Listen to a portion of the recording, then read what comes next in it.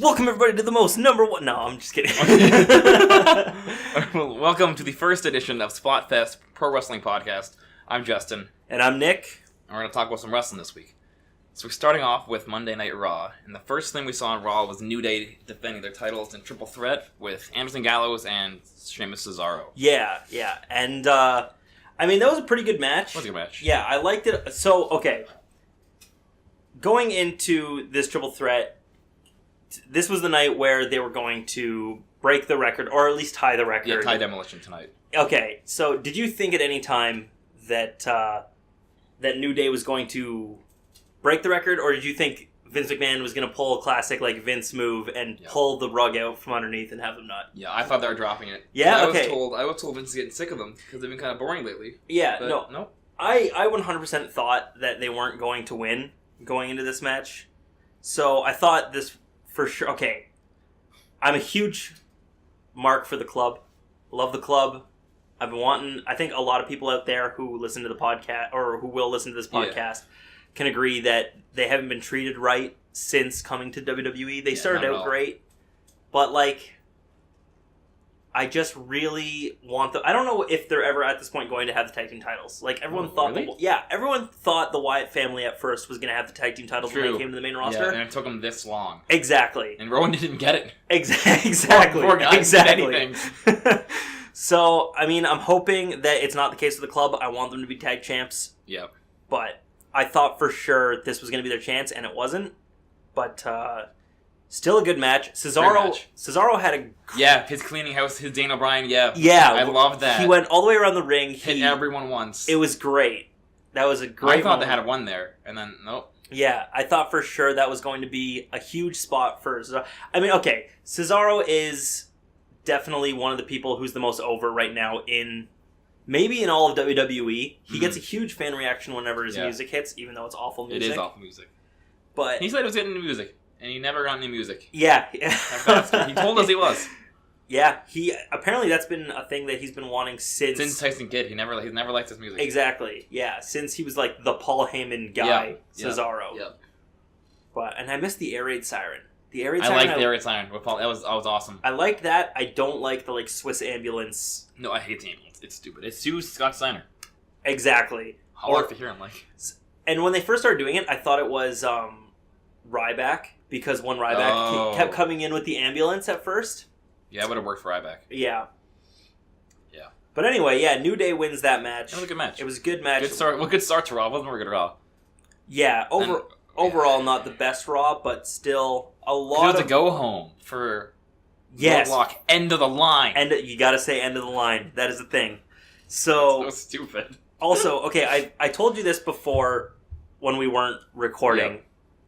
2016 is going to be the first year where two of the same pay-per-views are in 1 year, I'm pretty sure. Yeah, Roadblock. Yeah. Probably the only... Maybe Rumble, but I think the only time it's ever really happened. Yeah, Roadblock was at the beginning. It started with Triple H and Dean. And now at the end, we're also having Roadblock end of the line.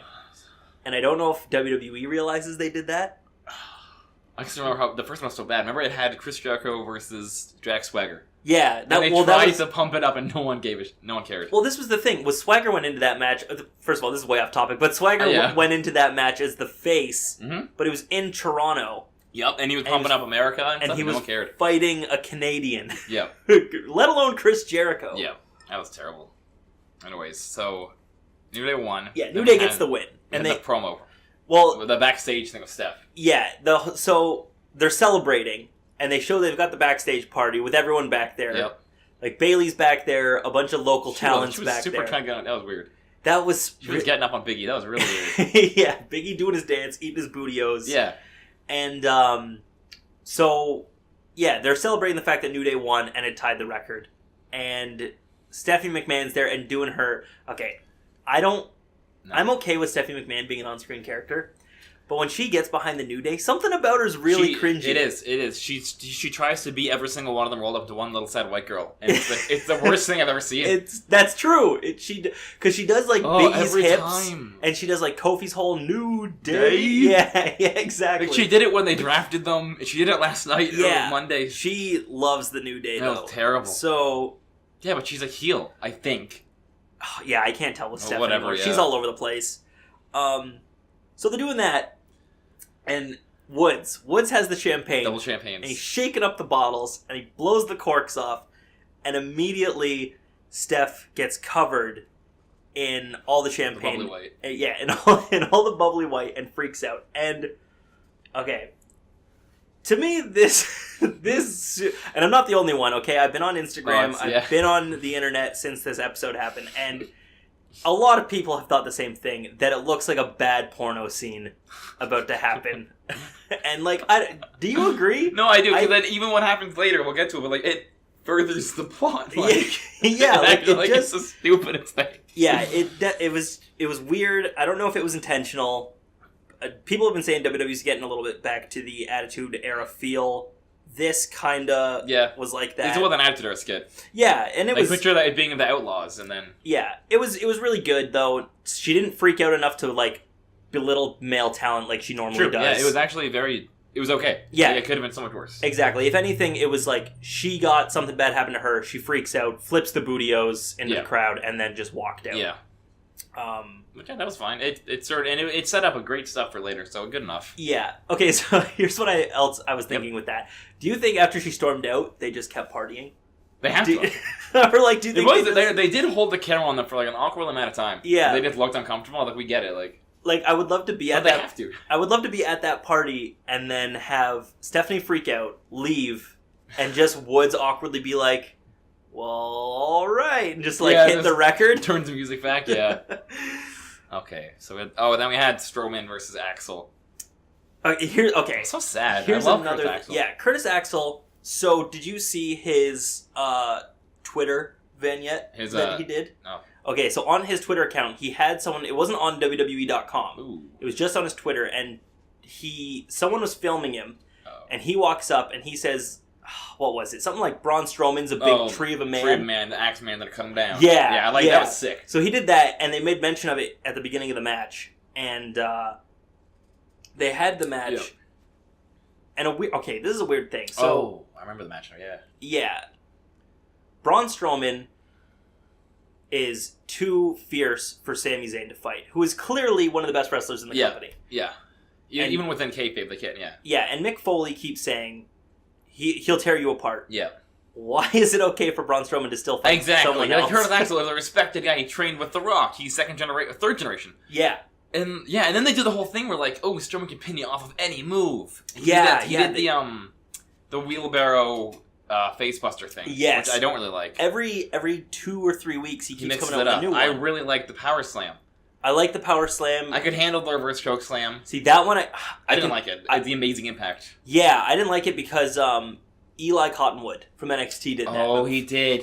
And even when he did it, it doesn't look good. He was a wide technically too. Yeah, I understand that move. It looks like it would wreck your face. Same thing though, like how do you sell that? Exactly. You have to just take like a pedigree like straight down, but you can't do that. Yeah, it's such an awkward move to take. Even Ellsworth, who he's prided himself in selling, he took it, well, not horribly, but you can't. You have to land on an arm with him. It looks like it does look bad. really weird. But yeah, so then Braun Strowman, he obviously beats him. Yeah, crush him 2 minutes, not even. And then we cut after that. Yep. Or no, there was the interview.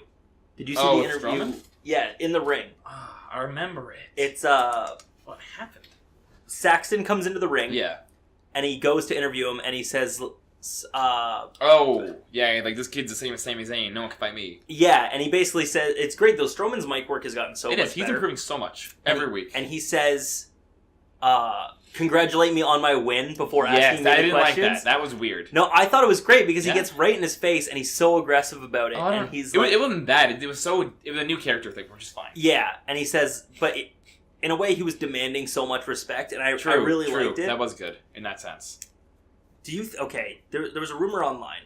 Do you think Braun Strowman, because apparently Cena's been really iffy with the company lately? I've seen that. Oh yeah, because he's maybe Holly. Because he was salty about the Goldberg's contract, but yeah. Yeah, exactly. And do you think that now this year would be a good time to do Braun versus Undertaker rather than Cena versus Undertaker? Actually, maybe, but it's just so Taker's got so few left in him. Yeah. You have to have the Cena match. You have to have it. Yeah, 100%. It could be Summers. It could be Survivor Series, though. They could move that around. Vince wanted to do that match last year really badly, Mm-hmm. but no one thought Braun was good enough. He wasn't back then. It would have been terrible back then. And this year, they put enough, like... They're putting stock into him. He's getting better. Yeah, his character's developed so much further than it was with the Wyatts.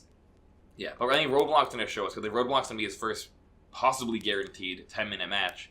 Yeah. So we'll see if he can actually go. Yeah, which we'll get to that in a second. So after the Braun match, we had a backstage promo with Stephanie and Kevin Owens. And it was Stephanie McMahon. This is what we mean by more of a porno feel. Yeah. With Monday Night Raw. Yeah. So she's going to the locker room area, and there's someone handing her a towel, and she says, well, this is helpful, but it's not going to do the full job. And Kevin Owens walks up and says he has a great idea for Stephanie. Mm-hmm. And then she says, okay, hold on, let me quickly get cleaned up and change into new clothes, which, yeah, she was covered in champagne, but again, this feels like it was set up for a porno. It was weird. It was very weird. Like, they didn't have to... She would have just said, yeah, I'm here or something, or come to my office, but nope. Yeah, and it's weird to me because, you got to imagine 5 feet away, Triple H is standing there behind the camera watching. Shaking his head, looking at Owens. Yeah. So, that was weird. And then a lot of backstage segments on Raw this week. A lot of promos. Yep, because then we went from... Sammy and Foley. Yeah, we cut from that to Sammy and Foley, and basically... Sammy walks up to Foley, demands the match with Braun Strowman, saying that he knows he can beat him. And Foley tells him no. Yeah, again. Same stuff. Says, you want to win a match, Strowman wants to end your career. It's two different things. And Sammy says if he's not going to get what he wants, he doesn't want to be on Raw. Yeah, he's one of the blue brand. Exactly. And Foley says, okay, out of respect for you and your career, I'll make the call to Daniel Bryan right now. Yeah, see what we can get. And then it went off. Yeah, then we cut. Yeah, Sammy walks out. Oh, yes, then we had cruiserweights. Yeah, so we had Daivari versus Lince Dorado. I think it was Dorado's Raw. Was this Raw debut? Yeah, I think it was this or last week. He's been on there before at the beginning of the cruiserweights, but he's been held off. Dipped him. Yeah, which they've been doing that a lot. I loved him, yeah. And we have not seen, that I know, of Grand Metalik. Yeah, he was my favorite from the whole thing. They've been holding off on the luchadors, and I don't know why. I don't know if it's because they have dates that they have to finish outside of the company. I didn't think of that. Yeah, that could be it.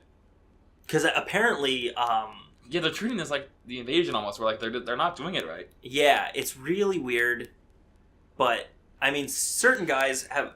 Lince Dorado I get excited to see. I like him. He's pretty good. He's really good. Yeah. And I think when they bring in Grand Metalik, he's going to be... That'll help so much, having him there, Yeah, I think he's one of those guys that's like... He guaranteed off the bat. Yeah, gonna get the belt. He's gonna get a good reaction. Yeah. Okay. The match, yeah, it was. So it was Lince and Daivari, and so Daivari. It wasn't a long match. Yeah. No, it wasn't long at all. Daivari's had this ongoing feud with Jack Gallagher now. Yeah. And it started on 205 Live. Yep. And where Jack Gallagher basically embarrasses him by rolling him into the pretzel. Pretzel kicking him in the caboose. Yeah. Then he got a clean win, so it was. Exactly. It looked like it was over. And last week on Raw, he just destroyed Gallagher's knee. So they've had a back and forth. Yeah. So Gallagher in one of the best disqualification moments. Yes, it was. That's going to be remembered.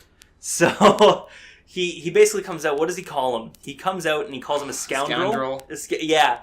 And as I'm watching it, I was watching the show and I was like, oh my god, I hope he says he's going to give him a thrashing. Yes, and he does. I'm coming to the ring to give you a proper thrashing.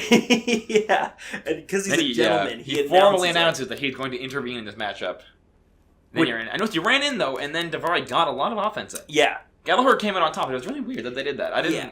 It's okay. It shows that Gallagher is not the most dominating superstar, but it was interesting. Exactly, and I feel like Daivari is someone that they're also putting a lot of stock in with. Which I like, yeah, because normally, it feels like him. They just kind of throw you out there, make Gallagher look good, come back. Exactly. But they're actually going to build him a little bit too, which is very smart. Yeah, it's smart. They're finally putting in 2 or 3 stories at a time in the division, rather than just the title story. Here's the title, here's some tag matches. Yeah. So that was good. That was a good... yeah, that worked. It further... I made me want to watch 205 Live. So exactly. It wasn't a huge match, but we got enough of those 3 guys. It advanced something, yeah. It had a purpose. So we jump cut over to the Rollins report. Which was back. I was so happy it's back. This is, what is it, the second or third Rollins report? Oh, it might be the third. He's done, I know he's done one. while with the guy. Stewart. Yes, Stewart. that's right. And but I don't know if he's had one since. For the second week in a row, he says that his career path is to go through Triple H. I like that, because hopefully that's Mania. Yeah, I'm sure it will be. It's weird to me that this is the route they're taking. Is him just saying, like, no, I want Triple H after all this time. Yeah, because they kind of forgot about it for a while. Now that he's out of the title picture, they're bringing it back. Yeah. It's really strange to not just have Triple H show up 1 week and then Seth come out. Yeah. Yeah, have just come out and then nowhere, just Seth runs right after, gets him, they fight, whatever. Yeah, like they could have done anything. They could have done it when they announced 205 Live. Yeah. Triple H could have come out and said, like, we're going to bring in the show. And Rollins could have came out then. It's really strange to me to have him just basically calling Triple H out like a punk. Yeah, and then Triple H doesn't respond. I also don't like how they still haven't said, did Stephanie know or whatever. Because they've teased both ways. Like, they're so back and forth on it. Yeah, it is really strange. Calls out Triple H. Yeah. And immediately after that, says that his guest, thank you, his guest for the Rollins report is Kevin Owens. And Kevin Owens comes out, not down to the ring. He brings his own stool and he sits at the ramp. Yeah. Very top of the ramp. Exactly. And he says that there's no need for him to get into the ring with Seth Rollins. And that Kevin Owens was basically talking to Stephanie McMahon and had a good idea for tonight's main event. And the whole time Rollins is trying to figure out if he's still buddy-buddy with Chris Jericho. And Kevin Owens is basically just trying to ignore Seth Rollins. And basically says that tonight there's going to be a tag team match in the main event. The New Day is going to defend their belts for the second time. Yep. And they're going to face Jericho, basically. Yep. And then Jericho comes out, says to Kevin Owens, "Are you crazy? We're not friends anymore. This isn't going to happen." The usual stick. And then Owens is saying, "No, come on, we're bros. This will fix everything." Which is great. Their whole comedy shtick between those two is good. It is. I don't know why you wanted them broken up so early, but yeah, it's maybe they're not yet. We don't know. What I'm hoping, maybe they are. What I'm hoping to get out of it, and we'll get to the main event at Roadblock later, is I'm really hoping that it eventually leads to a Jericho Kevin Owens feud for the belt. It has to, yeah. I don't know. I don't know if they're gonna put it. Well, yeah, we'll get there later. But yeah, but I really hope it's for the belt. Same. At least one match. Yeah, give us one match. I don't really necessarily want Jericho to be Universal Champion, although it would bring a bigger name to that belt. It would, yeah. But yeah, so this happens where Rollins is making fun of Jericho again, and then they decide that they're going to beat up Seth Rollins. So they walk down to the ring, and they beat up Seth Rollins for a while, and it was an awkward amount of time before Roman Reigns' music hits. Because... Which I still don't understand. Why is he helping him? Yeah. They have beef. It just seemed like after Survivor Series, they were cool. And it's really weird. They needed a promo in there or something. It's really weird. Because I don't like that at all. Which also, I didn't watch the Tribute to the Troops show. I don't know if you did. I saw results, didn't watch it. Okay, so there was a I did see that. That was interesting. Yeah, there's one backstage segment where the New Day's talking about how they're the best tag team of all time. And the club walks up and says that they're the best. And they have AJ Styles with them. I saw that, yeah. And they say they're the best team in the world because of all the belts they've held in every company. All over the world.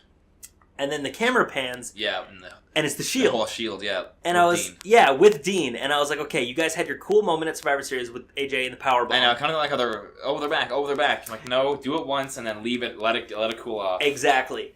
And the thing with this is, like, it's so weird that you both had a problem with Seth, and now suddenly it's just gone. The weird thing is that, like, Dean, because they feuded for a while. Exactly. They had a heated feud. Yeah. And now they're just cool. Even Roman, he hit Roman first. Like, yep. I don't know. I don't like that at all. Yeah, it was a weird way to just bring them all back also, together. is Seth a face? He's still kind of a tweener. Exactly. I don't like that. Yeah, I have no idea. I really don't like that. So, Roman comes out, helps Seth after Seth already getting the shit kicked out of him. Yeah, he was already done. And, that was a thing. They ended up, evening the odds. And also, when Roman came out, when Roman starts helping, a sea of boos. Still, Still tons of no boos. one likes that man.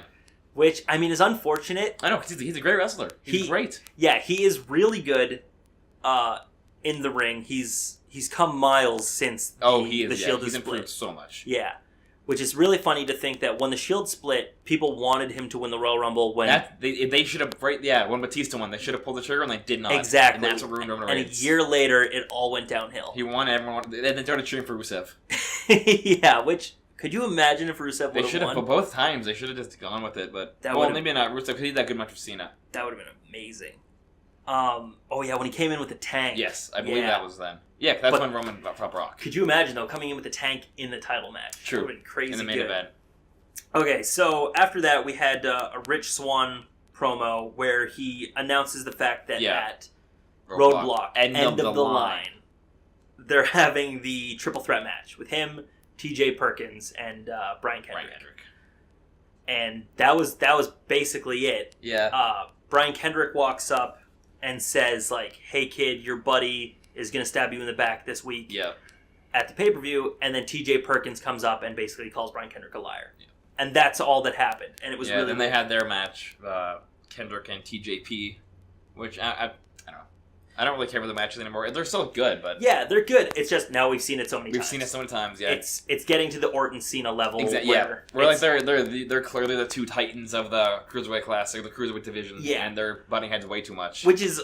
the one thing I do like about this match is... not this particular match, but this feud in general, is you are a huge Brian Kendrick guy. I love Brian Kendrick. And, I'm so happy he's back. I am a huge TJ Perkins guy. And he's the one guy I really wanted to win the Cruiserweight Classic. Yep. And... the thing is I was like, okay, this is good that he wins. He's the champion. The division's going to be built around TJ Perkins, and it flopped. It flopped horribly. I honestly don't know why, because Perkins, he's a likable guy. He's all hip with the entrance is super cool, but like, he just didn't click. Yeah, he's got like the video game stuff. Yeah, he dabs on him. I don't get why he didn't click. Yeah, it's really weird, but clearly the older audience liked Brian Kendrick more. Yeah. And they were more vocal about the division. So that's what I like about that feud, is it's kind of my guy versus your guy. Yeah, and then even Swann, everyone likes Rich Swann. You have to like Rich Swann. Yeah. For sure. Rich Swann, super entertaining. Yeah, he is. He's so good. Which is funny, because when I watched the Cruiserweight Classic, I didn't like Rich Swann that much. He didn't have the theme song he has now. True. That helps him a lot. Oh, yeah. Man. Well, look at Bobby Roode. That's a good point, which, that is a huge factor. Yeah, oddly enough. But yeah, he's super entertaining now. And yeah. So I'm happy he's champion. I hope he keeps that belt for a while. What else? Kendrick put on the sliced bread number 2. Yes. It's one of the very few times we've seen it back since he returned. He's gone for it. He's attempted it a couple times. Yeah, I think he tried it on Ibushi, but I don't think he hit it. Back in the Classic. Yes, in the Classic. I was like, I don't remember him on Raw. But yeah, no, definitely in the Classic. I was really excited to see him win off of that move rather than the bully choke. Also, it was nice because...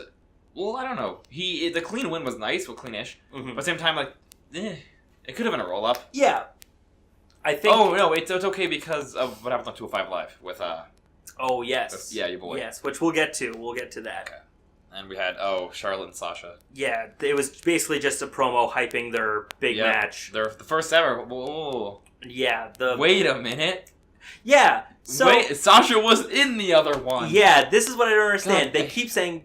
the first ever Iron Man match with 2 women in WWE, but it's the second because they had the Sasha Bailey. Yeah, in NXT, Takeover Brooklyn 2, and it was amazing. It was great. Match of the year. It was great. It was PWI. I don't know if they mean this is the first on the main roster. They need to, I don't know. But it's weird for them to come out and say that NXT could just call it, I guess they could call it the first WWE pay-per-view one, I guess. Yes. But yeah, but that match should be good. Even though the last fight was on Raw, apparently, but yeah, whatever. And then we went to commercial, came back, and it was Bayley versus Alicia Fox. Yep. Have you been following why this is a thing? Yeah, Cedric Alexander. Cedric Alexander. So Bayley has her little Bayley Bears now. Yep. And which you can probably buy on shop.com. Yeah. I don't know. Why wouldn't you? But she gave one to Cedric Alexander on one of the Raw pre-shows. Yeah. And Alicia Fox gets jealous. Yeah, 'cause she's all over him now. Which backstage. I really like because they kind of gave up on Alicia Fox for a long time. But she's pretty good. She's kept her whole I'm crazy gimmick, and now she's got this whole I'm crazy for Cedric Alexander I like thing. that a lot, actually. That's pretty good. And it makes her stand out. Yeah, it reminds me of kind of like Mickie James, her old thing, but not quite as insane. And yeah, but it was toned down. it's more like AJ's when AJ was with AJ Lee. Yeah, exactly, AJ Lee. And it was really good to see her get back into kind of the spotlight because she's got a lot of talent. Her scissor kick is insane. It is, but it's anarchy. It goes everywhere. It looks like it could paralyze. Exactly. Yeah. But yeah. That match wasn't very long, actually. No, it was. No. So Bailey got her. Yeah, Bailey wins with a Bailey to belly, and it really wasn't even that back and forth of a match. Alicia Fox gets her with a good scissor kick. Well, it was more like an axe kick halfway through the match, but then Bailey just comes out and gets the win. Yeah. No surprise at all. Yeah. So more. Okay. Oh so more adultery. We had the Rusev promo. Yeah. Where him and Lana came out and they said they were gonna show us what happened behind closed doors. Behind closed doors in their hotel room last week. Yeah, what they do behind closed. And Rusev. Okay, I have never seen. There was that one promo or that one interview with Michael Cole I showed you, where Rusev says he has cameras in his house. Yeah, and he has that huge grin on his face that because he knows what he's hinting at. Yeah, and he had the same grin on his face on Raw, and he winks at people in the crowd when he's talking about it. You know what they're suggesting. Yeah, and they tell kids to cover their eyes because they're going to show. And obviously, crazy. Yeah, the video was just the beatdown, the recap of Enzo. Yeah, exactly. Because they are so mean to Lana.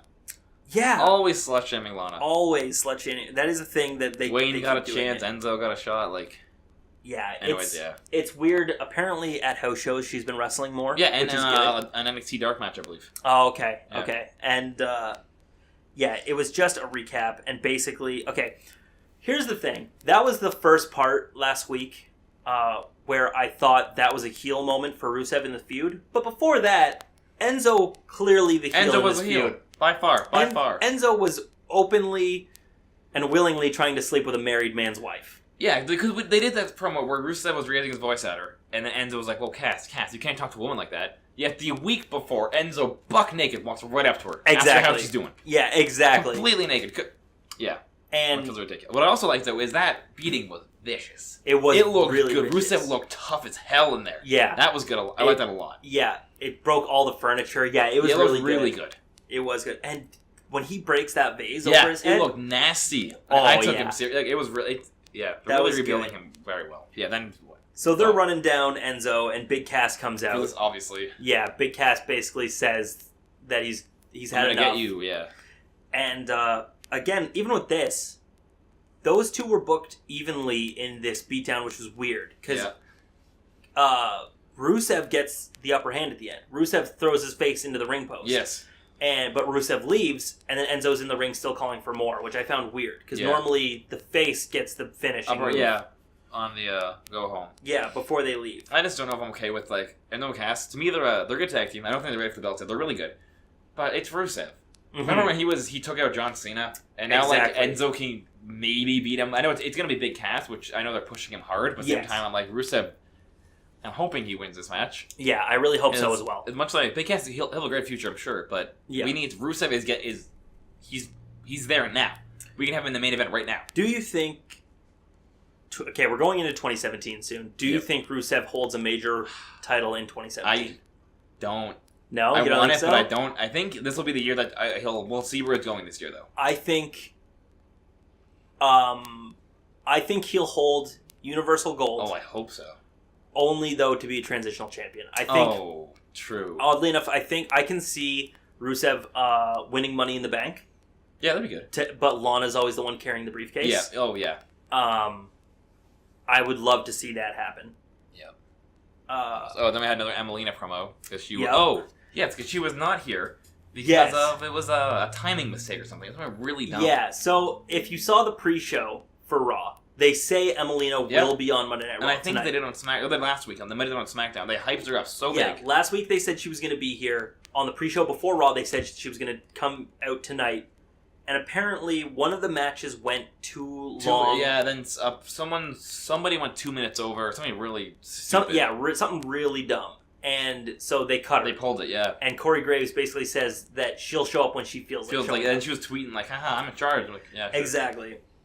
I was gonna say, at least I explained it. That's new. Yeah, I'm hoping it's soon. Yeah, I'm really interested in that because she was one of the Kickstarters of the Revolution. Exactly. So it's gonna be really cool to see her actually get a spotlight. And Emma's actually really good. Her and Paige just have great matches. Plus, like, how lucky is Zack Ryder? Good for him. You know, this has been a great year for Zack Ryder. Wins at WrestleMania. He's got a rebirth on SmackDown. He's on it every week. Exactly. He's got a new girlfriend, and it's crazy. He's doing great. I know. I'm so happy for him. Okay. Yeah, Sami Zayn, Jinder Mahal. Yeah, we had the Sami and Jinder match after, which no contest. It was just I don't even know why they've had it. It's hands down. Sami's gonna win this match going in, and of course he did. Yeah, he does, and it was one of those things where like when they brought Jinder Mahal back, I was excited, not because I liked Jinder Mahal that much, but because it was good to see. I thought he kind of got a raw deal at the beginning when he was here last time with the 3MB stuff. Yeah, that was Vince McMahon being. Yeah, because when he was on SmackDown with the Great Khali, he was good. It was interesting. He kind of had like a young a Ted DiBiase thing on like Junior. Yeah, exactly, and that's where I kind of want him to be again. Not so much in the main event, but I want him to be a United States champion. I want him to be give him an upper mid carder, a tag team champion at the very least. Like team him with Daivari from the Cruiserweight division. True. Just have them be tag team champs for a bit. That'd be great. Those two have such because Daivari's current gimmick is basically his old one from when he was on SmackDown. The whole I'm just fierce. I'm good. Yeah. I should be respected. So they could actually those two would go together very nicely then. Yeah. Yeah, exactly. So Sami wins this match. Obviously, yeah. Oh yes. And we got the I think the highlight of the night. Just for that 1 second where you didn't know if it was real or not. Exactly. Sami comes out, Foley comes out.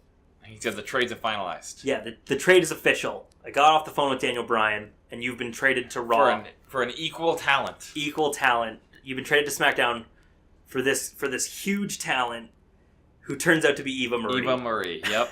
and Sami lost it. The look on Sami's face, his expression just drops. Yeah.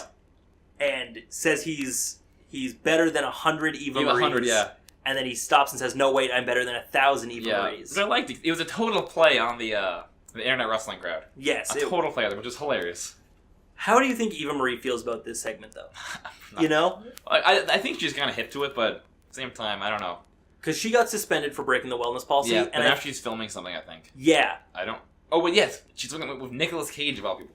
I didn't even know that. Yeah, he's the lead, and she is the second, I think. Oh, that's great. Nick Cage. Yeah, Nick Cage and Amina Dodi produced film. Oh, it's funny. What a time to be alive. I think, because WWE likes to have those moments where we kind of see someone get a bit of a D-push or an embarrassment after they break the wellness policy. They did it with Reigns by making him put Finn over. Oh, yeah. So, yeah, and Reigns had that couple weeks of just getting beat down. Getting pinned by everyone pinned Reigns for a while. That was weird. Yeah, so I think this was their shot at Eva Marie. Yeah. You broke the wellness policy. We're going to embarrass you in this promo. Then when she comes back, it'll be good. Hopefully there's no slut-shaming, because it's 2017. So Sami keeps saying he wants the match with Foley. Foley says, "No, you've been traded because you wouldn't be able to get the job done." And basically pushes Sami to the point where Sami is literally grabbing Foley. Yes, he was screaming at him, red in the face. Furious. Nose to nose with Foley. Which, we talked about this earlier when we weren't recording, that there's a lot of these screaming segments with Foley. He likes to show it off. Yeah. But they're good, but they're just too much. A lot of emotion, which is good. It's what the show needs. Yeah. But he does them so often. Yeah, they're impactful. You can't have these big emotional breaks every episode. Exactly. It's like once a year. So, it's so good, though. Got the point across. After he gets in Foley's face, Foley says, "You've got it. You've got the match." Yeah, like that's the Sami we need. Exactly. Braun Strowman destroys his opponents in 2 minutes. I'm giving you 10. Yeah. Which I like. It's interesting. I like that. I like it because it's an old school stipulation to have a time limit on a match. But the other thing is, you could have Sami make it to the 10-minute mark. Mm-hmm. But still get crushed. Yeah. Because... Oh, true. That would be way better. Yeah. Braun still looks strong, but Sami doesn't technically lose. Yeah. Which is how I think that match is going to work out. I wouldn't mind would be have the 10 minutes come, the bell rings, some keep fighting, the police says something, keep going, but then have Braun win. Yeah. So that would also be good. But he loses. That would also be a good way to do that. I think your one was better, but yeah. So again, that's set for... Well, and then Foley tells him there was no trade the whole time. Yeah. It was never a thing. It was just to get him riled up. So that's set for Roadblock. End of the line. Yeah, end of the line. End of the line. And then we had our main event. Yes, our second triple threat tag team match of the night. Which this bothers me. This has been a thing. Oh no, I know. It's these. This has been a thing since Kevin Owens has become champion, which is the Universal Championship. They've made it very vocal that this is the top belt. Title of the universe. Yeah, of course. But they're even for all seriousness, like I said, this is bigger than the WWE World title. This is the best title there is, the most prestigious belt in wrestling. Exactly. But who came in last? Roman Reigns. Roman Reigns. He got the champion's entrance. Yeah, which is driving me nuts because first of all, the crowd boos him. He's not the world champion or the Universal champion. Yeah.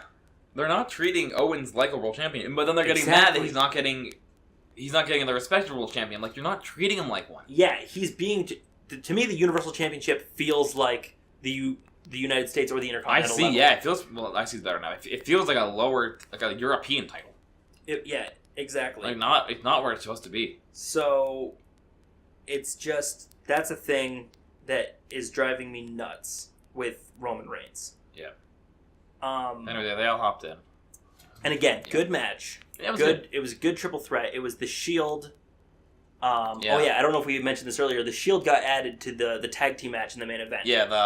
Because Rollins and Reigns. Yeah, Foley adds Seth and Roman to the match because they've been working so well together lately. Yeah, just to counteract. So he's the face to counter Steph's heel move there. Exactly. Nice. So we had the triple threat match, and oh wait, that was interesting because New Day came to the ring, no shenanigans. They were dead. It was very nice to see that. Yep. It was refreshing for us. And because this was it, this was the match that determines. And going into this match, I thought, okay, because they won the first match, they were going to lose this match. Yeah, I figured that. Yeah, that's what I thought for sure. And when they added Roman Reigns to the match, I was like, oh my god, he's going to hold all the gold. He's going to be the Bobby Lashley of WWE and hold the tag team, Universal, and United States. Yep. Which would have infuriated millions. Much like I'm okay with Reigns. No. Exactly. Gonna go on a tangent. Where's the U.S. title? He keeps just not bringing it up. Like, he's treating that belt like absolute garbage. It's true. He was walking around. He's ruining that title. Backstage, no belt. Kevin Owens always has his belt on his shoulder. Always. AJ Styles always has his belt on his shoulder. Every champion. The Miz. Dolph Ziggler. Always. New Day. Everyone. Roman Reigns never has the belt. Except for when he comes out for his entrance. I don't know if it's a character thing or he blatantly does not care about the mid-card titles. I'm like, that's a respectable title, dude. Like, yeah, exactly. Like, it's just a thing. I hate that so much. It kind of plays in Roman's, like, I'm too cool thing, which bugs me. Kinda, but at the same time, it's like, it's a championship. It is a championship. You wanted that belt. You look at what John Cena did with the belt. Exactly. Anyways, yeah. So the match was good. It had that huge spot where it was the double powerbomb, double superplex. Yeah, that was amazing. Big Tower of Doom. Yes, that was very good. That was very well done. Good. We had that, and there was one double team that the Shield did. Well, they didn't even say it was the Shield. It was just Roman and Rollins. Yeah, they call him Rollins and Reigns, yeah. Rollins, as the internet calls them. So they had, where he had Xavier Woods in wheelbarrow position and spun him around right into Rollins' knee. Yes, and I thought it was a great move. Yeah, actually, they worked well together, but I thought they had beef. Yeah, exactly. Whatever. And near the end of the match, they kind of kept Reigns and Rollins out of the match. It was more it was Jericho and the New Day. And at that point, I was kind of like, okay, they're keeping Reigns out of the ring so he can be fresh at the end and get the win, which I was really worried about. Thinking about that, yeah, but he doesn't. True. He didn't do it at all. And New Day wins. New Day. Yeah, they stole the one again. Yeah, it was cleaner, which I liked. I kind of wish it was an actual they wanted their finisher to pin them, but good enough. Do you remember? Was it Woods or was it? I think it was Woods who got the win in the end. It was because at the end he was in the bottom and they were holding him because he was doing the. That's right. Yeah, okay, he was dead. So Big E. I can't remember who he hit, but he hits. I think it was Jericho, and then Woods just rolls over onto him and got the win. Yeah, that's how that happened. So. I liked how they really made because for a while I was kind of blatant that New Day's number 2 record and it's kind of dull, but they really hyped it up. Like I was really excited about it. I honestly thought they were going to lose it, and they made the New Day look so good. Yeah, this week it was really this week was the most entertained I've been with the New Day. Yeah, for a long time. A very long time, yeah.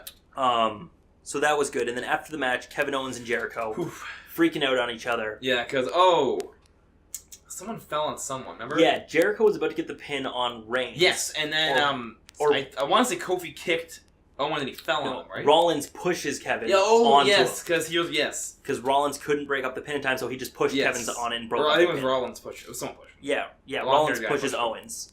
And then Jericho got mad at him, which, super salty. And he starts getting angry at him after the match. And Owens is trying to say, like, bro, calm down. Yeah, this it is what was happened. a mistake. Roman pushed me, or Seth pushed me. Jericho says, okay, that's fine. And he gets out of the ring and says, by the way, turn around. And Roman decks him. Roman spears him and stands tall. Stands tall with both titles. Holds both in the air. I don't want to see it. Yeah, and that's how Raw went off the air. Yeah, so Roman looking strong. If anything, if we've learned anything from pro wrestling mythos culture, we're going to call it, that means Owens is going to win. Yes. I'm hoping Owens gets the win. Because usually the person that stands tall loses. No, that's betting odds. But, he better. I'm hoping we see a reformation of Jericho. Yeah. Like, it was just all a ploy, which really makes no sense at all, though. So it probably won't happen. Yeah, but... unless it's a really good way to bait in Roman Reigns. Yeah. And then have Jericho still end up helping Kevin at the pay-per-view. They've done stupider things, so I would be happy with it. I'd forgive it, but I don't see it happening. Yeah. But yeah, so New Day. Longest ever WWE Tag Team Champions. I liked how that ended the show, too. Because back in the day, that would not have ended the show. Yeah. So I was really happy with that. Mm-hmm. It's exciting. This is the thing. Okay, so Big E tweeted this out, and Xavier put it on his Instagram, that there are... Most of the champions right Black now... Excellence. Yeah, most of the champions right now are African-American, which is huge, because WWE has a history of not... No, Black talent would not get over. Yeah, and the biggest thing, what's the word? We're not discriminating. No, we're not. We're also not trying to say WWE discriminates. Calling anyone racist, but WrestleMania 19. Triple H Booker T. Triple H Booker T. That was a bad... What happened? But a lot of people compare it to, like, Apollo Crews. Apollo Crews, all the talent in the world, but for some reason, the WWE just doesn't... He's just not getting over. WWE just doesn't put a lot of stock into them. Well, he could become... I think he still will become next John Cena. I'm really confident in him, but for now, it's not very... Right now, it's great to see the New Day, Swan, Sasha Banks. And exactly. So it's great to see so many people have so really much. Nicely, yeah. And yeah, so they set the record. Yeah, it should have been a huge draw, but the only real highlights were those two matches. Yeah. The tag team, which were fantastic matches, so Yes. it's fine. It was, I guess, all in, pretty good Raw. Like 6 out of 10, 7 out of 10. Yeah. It had more ups than downs, just too many backstage promos. Yeah, too much attempt at hype. Yeah. Like no one cares about Robot kind of line. Like. And yeah, that was that was Raw. Monday Night Raw. So we'll kick our way over to SmackDown. Yes. For this week. And it started with that terrible Ellsworth thing. Okay, so bad. So you don't like James Ellsworth? No, I am so sick of James Ellsworth. Was there ever a point where you liked James Ellsworth? I thought it was his squash match. I didn't really pay attention to him. I thought it was hilarious when he came back to team with Styles. That was hilarious. Then he fought him, which was hilarious. He pinned him once, sure. Then he beat him again. Yeah. And I was like, wait a minute, this is... Like, I don't care if Universal title. This is the WWE. This is the title. Like, buddy, everyone held this title. And so I don't like that. I don't like how he's in our faces every week now. He's in the main event of, to me, the A show. I don't like that at all. Exactly. And then, so we started out with him demanding his title match. Even though we know he can't have it. We know AJ's possibly injured, so we can't have the match. Yeah, so AJ hurt his ankle at the last pay-per-view. Yeah, on that 450, everyone's saying. Yeah, they haven't shown or said anything about it except for last week. Yeah, because it might not be that severe, they said. Yeah, he's supposed to be back in a couple of weeks, but this week they didn't want to blame the second week for AJ's injury. So Ellsworth had a whole coughing and sneezing fit in front of management. He did, but I've seen better acting on 5-year-olds pretending to be sick from school. It was the worst. Ellsworth isn't the best on the mic, which is fine because his look, his character with 2 fists, good enough. He's such an indie performer, which no offense gets him over though. No offense to independent league performers, because whatever you classify as independent, like people classify Ring of Honor as independent, and it's some of the best wrestling in the world. Yeah. But the way he does things, he's acting. Where the way like when Mick Foley's screaming at you, you believe he's screaming at you. Exactly, and or it's just one of those. Zayn, It's one of those things where clearly you can see the It's just being in front of a crowd, being in front of a TV. Yeah. These people have more experience with it where he doesn't yet. So they send Ellsworth home. The match for the belt isn't happening tonight. Yeah. And we jump cut over to a Miz TV segment where Miz is interviewing AJ Styles. That was very good, yeah, with Styles. For those of you who don't know, I am a huge fan of AJ Styles, have been for the past 12 or so years. Like, we were in middle school. You got me on to AJ Styles when he was in TNA still. Exactly. With short hair when he was fighting Jeff Jarrett. When he was teamed up with, like, Christopher Daniels is when I found out about AJ Styles. And I also love The Miz. Yep. Same thing. You were right with The Miz. I did not like him, and you said, no, watch this guy. And you were 100% right there. Miz, I love him now. I think it was when he was on Tough Enough, that's when I got into him, and I was furious he didn't win Tough Enough because I thought he was easily the most entertaining. But I guess whatever. It's worked out best. Daniel Puder went nowhere. The Miz is gone to main event WrestleMania. Exactly.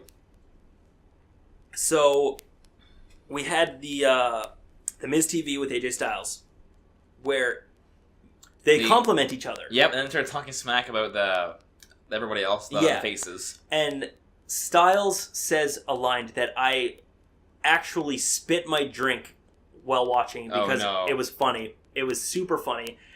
And they're just going back and forth, complimenting each other, saying, no, you're a great champion, I'm a great champion. And AJ says, no need for us to keep polishing each other's belts. And clearly, it's like a play on stroking each other's egos. Yeah. But you know what I mean. And it was, for some reason, it hit me. He is great on the mic. He's so really far. Funny. Oh my god, did you hear the thing about his hair? I like that. You do not look like a soccer mom. Yeah. Thank you, Mike. But did you hear what AJ said, though? No. Because Miz says that he loves his hair. Yeah. And AJ quickly, kind of on the mic, not really, the mic's kind of lowered a bit, he says, thanks, I'm trying to get that shampoo sponsorship. Oh, good for AJ. So many people have photoshopped pictures of him in Pantene commercials, which is really funny. What was it? I loved, so promo goes on, they're just commenting each other, heels being heels. But it ended where the Miz looked at Styles and he said, you're super good. And then all that, and Styles was like, yeah, I'm good, but you're not on my level. And Miz was like, yeah, I'm not on your level, I'm above it. Yeah. I loved Which that. I loved. So, months ago, me and you talked about what they should do with The Miz's career, and oddly enough, they've kind of been doing it. They've kind of made The Miz no nonsense. Yeah. I'm going to be one of the greatest of all time. Yeah, the best IC champion ever, and he's doing that. And he's doing it very well. It's great. I love the notches he's putting on the Intercontinental belt every day. Yeah. I want to see that belt get I do, because like they tried this with Santino Morelli here with Honky Tonk Man Meter, what we're gonna call that. Yeah. And they just quit halfway through. Well, no, they quit after 2 weeks. Yeah. But they should do that. Do it with The Miz. Because if we've seen New Day, we're ready and we like long title reigns. Exactly. Make the belt mean something. Exactly. And I really want, say what you want about The Miz. People liked the Honky Tonk Man back in the day. I've never liked the Honky Tonk Man. I never found him talented. The gimmick was terrible. We met him the one year at my Fan God. Expo. I forgot about that, yeah. Fan Expo Canada. It was him, Iron Sheik, and someone who I do not remember. I don't know. It could have been Slaughter. This was over 10 years ago. Yeah. We were kids. And you said... We're shooting now, yeah. Going off... We walked up. Iron Sheik was like, hey, he looks like a Ed without his steroids. I'm like, oh, that's funny. Thank you. Yeah, and we're not trying to shit talk talent here, obviously. No, we're just a couple of guys... We're not in the business. This is what happened to us. But this is something that actually had happened to us at Fan Expo Canada in Toronto. And we're walking by, and Honky Tonk Man is just hounding Justin for a photo. He was like, hey, take a photo. And we're like, no, we're good. And, well, at first we were like, okay... Oh, how much do they Heck cost? yeah, man. But he wasn't mentioning money. Yeah, exactly. He just said, come take a photo with us. And we were like, okay, sure. And then when we wanted to, suddenly it was just, okay, $40, which... Oh, I think it was more than that. It was ridiculous. Because I was like, what? Okay. It wasn't 100, but it was no. too much. No, yeah, because if we split it was 40 each. It was $80. Because at first I was like, what the hell? Like, you're not to be... Once again, I'm not trying to shit talk them. But they weren't invited to be guests. They had their own booth that they paid to set up. Exactly. So I get you want us to make money, but don't So have some respect for your career at least. Probably they're like Honky Tonk Man. Probably not a bad guy, but that put a sour taste honestly, in my mouth. no. I was soured on him from. Have you seen all his shoot promos on Brett and Mr. Purd and Bulldog? No, I have not. He always rips them apart. Is he? In shoots, yeah, and it's just the dirtiest unfortunate. thing. He's just clinging to his fame. So that's kind of a thing where I want. I loved the guitar smashing. That's it. True. That's the only thing. I think the only good thing was that he gave that to Jeff Jarrett. I'm like, at least, yeah. I'm like, I hate Jeff Jarrett. So, anyways, so we started that promo. Oh yeah, we got way off topic. We did. Story.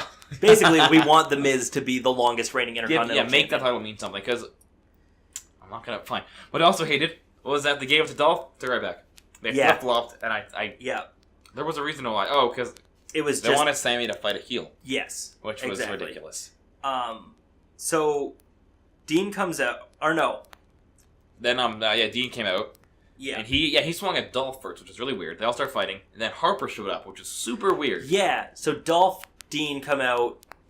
Everyone was scrapping in the ring, and Harper of all people is the one who comes in and hits a wicked clothesline. Yeah, his spinning discus. Yeah, was so good. And it was great. And the thing I loved is they're all fighting, and Styles, because I'm assuming his ankle injury, doesn't get in the ring and just walks. I didn't even notice that. Yeah, he walks down the steps and literally just waves his hand and says, "Nope, I'm not a part of this. This is you guys."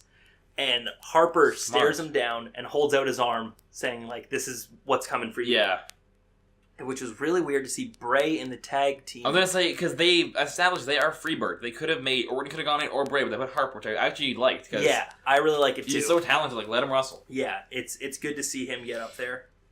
So, and that's how that segment went with him. Well, then, yeah. So, so then AJ went up, said, I need protection, we can't do this, and then Brian set up the Fatal 4-Way. Yes, the number one contender match for the main event with Luke Harper, The Miz, Dolph Ziggler, and Dean Ambrose. Yes, which was a great, fantastic week. SmackDown was so good this week. This is another week. SmackDown killed Raw. Yeah, absolutely, because SmackDown was you could not miss this SmackDown. Exactly. Raw, whatever. I guess okay. Well, Raw was also, but Raw had a yeah. They got lucky this Raw because it wasn't their. They didn't make it must see. New Day's timing made it must see. Exactly. But these matches have been constantly good. SmackDown has been phenomenal lately. Yeah. No pun intended. With AJ Styles. So then we had Natalya versus Carmella. With this whole storyline. And Nikki Bella was on commentary. I know. I don't care. I don't care. Nothing. They're trying to do like the Undertaker vegetative state thing. Yeah. Or like when Jeff Hardy attacked the stairwell or whatever. Or like who hit Stone Cold with the car. So. Except with those, they weren't the best things, but we cared. With this, I don't care. I don't care. It got to the point where I honestly don't know who did it. It could have been Nikki. It should have been Natalya. It could have someone been Carmella.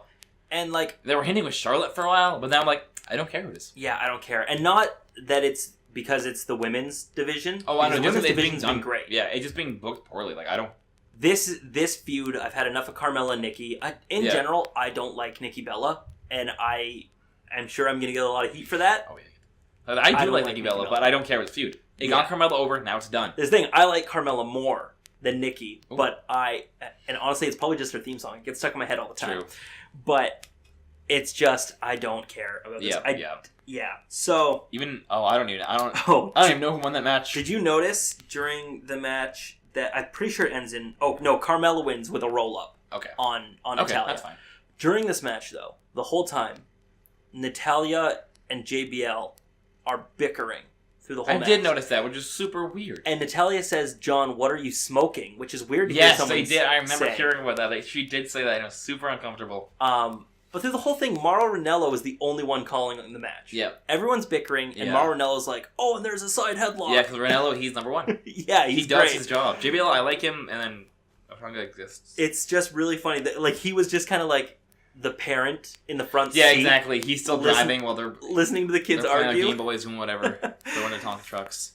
And then after this match, we had the big promo of the night, the big return vignette. Yes. For John Cena. Returning in 2 weeks. Which I thought was not happening. Me either. I was told he was missing the Rumble, but apparently he'll be here for the Rumble. Yeah. Yeah, how great would it be to see him make it to the Final Four of the Rumble? But I want him Final Four, but we need a new person has to take him out. I don't care who. Or, no, you know what? Have the Final Four be, we'll just say... Oh, we could say this is both shows. I think we got both shows here. Honestly, I want the Final Four to be John Cena, The Undertaker. Yes. Oh, hell yeah. I want Cena to eliminate The Undertaker. Yes, yeah. And that's how that gets set up. Okay. The last two could be... Okay, who's your pick? Yeah. Well, for the purpose of this conversation, we'll say Chris Jericho and Samoa Joe. Oh, he's in the Rumble. And how great would it be to see Samoa Joe win the Royal Rumble? They could pull it. Oh, they could. From NXT to main event of WrestleMania. And honestly, he doesn't have to go for the Universal belt. They did it with Balor, and everyone was so okay. Everyone loved it. Because you didn't need that baloney humbling. He's ready, so push him. Don't waste time. But I want Samoa Joe on SmackDown. That's the thing. He is pure. He bleeds. I want him on SmackDown. He's a wrestler. I would love to see AJ Styles versus Samoa Joe at WrestleMania. He's such a good heel, but he could be a face for a while. Until Cena's back full time or whatever. Exactly. So yeah, Cena's returning in 2 weeks. Yeah. That's big news. The big final SmackDown of the year. Yeah. Then we had another backstage promo where it was Miz and Maurice walking out the belt, and then we had they were cut off by Apollo Crews. Gabriel Iglesias? Yeah, I think that's his name. He's the fluffy guy. Fluffy. He was just terrible and cringy. He makes a butt joke. Yeah, he's like, "Where's your suit from, Uranus?" Yeah, exactly. It's horrible. What I do like is I'm praying so hard that this means they're gonna give Apollo the IC strap. Well, I would like to see. Because I know Vince wanted it on a face, which is Ziggler, but then he wanted it on a heel to fight Sammy. So if they want it back on a face, keep Dolph, because Dolph should stay in the main event. Yeah. Keep Dolph there and give it to Apollo, because give him something. I agree. He's been there for nearly a year and done 0. He's done less than Neville's done more this year. Yes, his mic work isn't the best, but it'll improve over time. Honestly, he could just be like Goldberg didn't even speak for almost a year. Exactly, that's what I was going to get at. Silent characters are amazing. Yeah, it worked for Bobby Lashley. Exactly. Lashley did it. Lesnar for a long time did not speak. Well, it is, yeah. It didn't work so well for Heidenreich. Exactly. If they shut him up, it probably would have been fantastic. Exactly. The problem with Heidenreich, he started doing poetry. And he hurt Michael. He's scared about the floor a lot. That was not peachy at all. I'm hoping it leads to an Apollo versus the Miz feud. Yeah, because we had that very briefly. The Miz beat him, which I was so upset. Yes. I thought they were going to... Yeah. I want the Miz to be champion for a really long time, but Cruz I'd be okay with taking. It could also be though, which I've noticed with WWE, which I really, really don't like, is they always have like a humble period for indie talent. Yes, they do. Everyone gets humbled for a year or so. Yes, even Owens kind of had it for after his big push. He was kind of there. Sami Zayn's been there. Yeah, except Styles in the case where they put him basically straight. But to I think that's event. what Vince understands. He's older than the rest of them. He needs to go there now. You can't waste time. They did make him lose at his first WrestleMania. Did it? I think that was their humbling period. Gotcha. Yeah. So. After that, we had the tag team Battle Royale. Another number one contenders, must-see TV, for real. And we had Rhino Slater, who I thought they broke up. Yeah. Oh, they did tease in the match, though. There's a point to get out of that. There's American Alpha, Rhino and Slater, the Hype Bros, the Ascension, Breezango, Vaudevillains. Yeah. So all the tag teams. Exactly. Except for the Usos, because apparently one of them's injured. I don't know. The one, yeah. Jay's apparently injured. His ankle. Same thing as him, oddly enough. And actually, that was a really fun match. It was a good match. It went on for a couple commercial breaks. It did. It was yeah.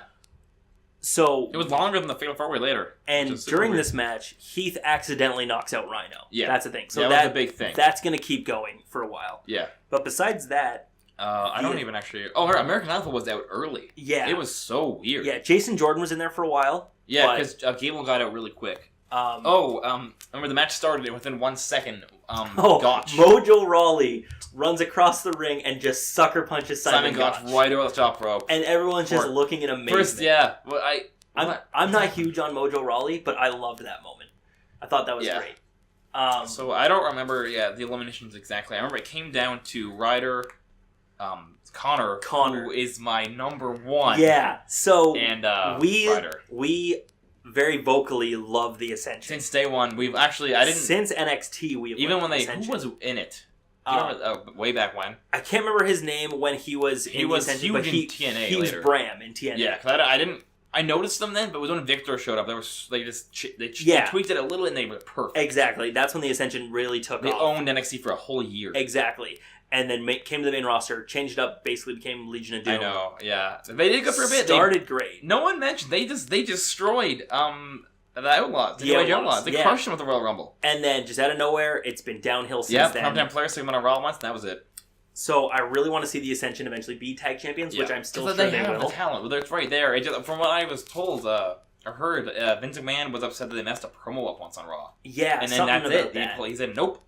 So I don't know. I remember. Yeah, it came down. Connor was looking really good in that match for once, and JBL was mentioning it. Yeah, it came down to Connor and Zack Ryder, but it's a battle royal with Zack Ryder, so obviously Ryder won. Obviously. Now, did you notice the way his knee landed on the apron? I did not. So when he did the Hurricane Rana over the top, apparently this wasn't where he hurt his knee, but to me it looked like this is where he hurt his knee. Yeah, it was a bruised kneecap, so that makes sense. Apparently he needed surgery.